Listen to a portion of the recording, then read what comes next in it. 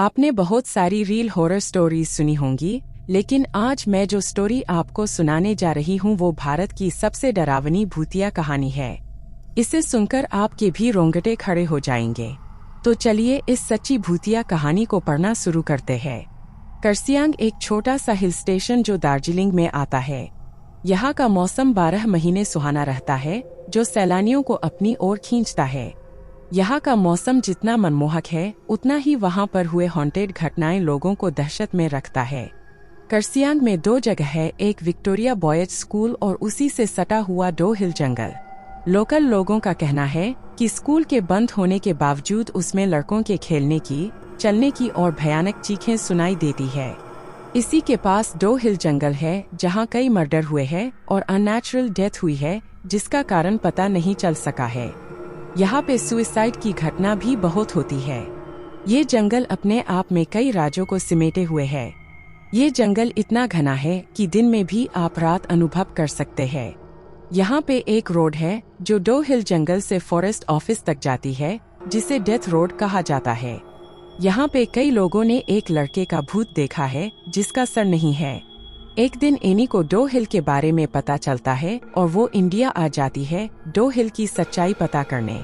Any haunted जगहों पे जा जाकर उसके हॉन्टेड होने या न होने की सच्चाई कैमरे में कैद करके सोशल मीडिया पर डाला करती थी।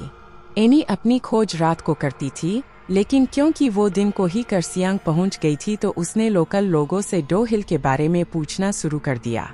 एनी ने नोटिस किया कि डो हिल के बारे में पूछते ही लोगों के चेहरे का रंग उड़ जा रहा है।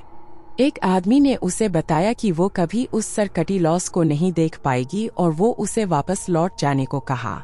ये सब सुनकर एनी होटल चली गई और जैसे ही शाम हुई, एनी निकल पड़ी लोगों के बताए हुए डेथ रोड पर अपनी कैमरा लेकर। अचानक से ठंड बढ़ने लगी।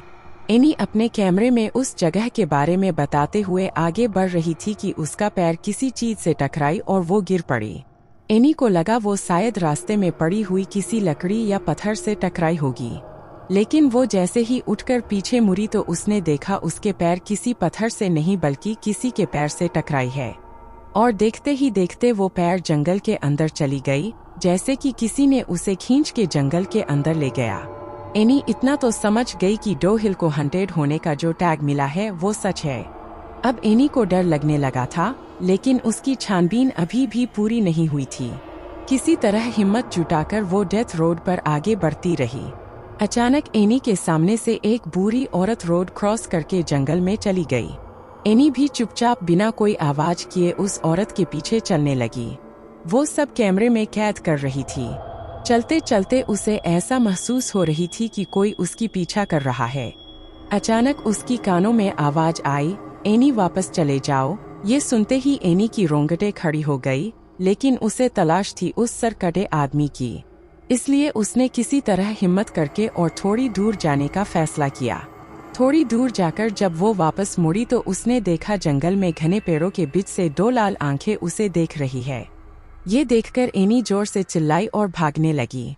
भागते भागते उसकी कानों में अजीब अजीब सी आवाजें गूंजने लगी, कभी किसी की रोने की आवाज तो कभी हंसने की।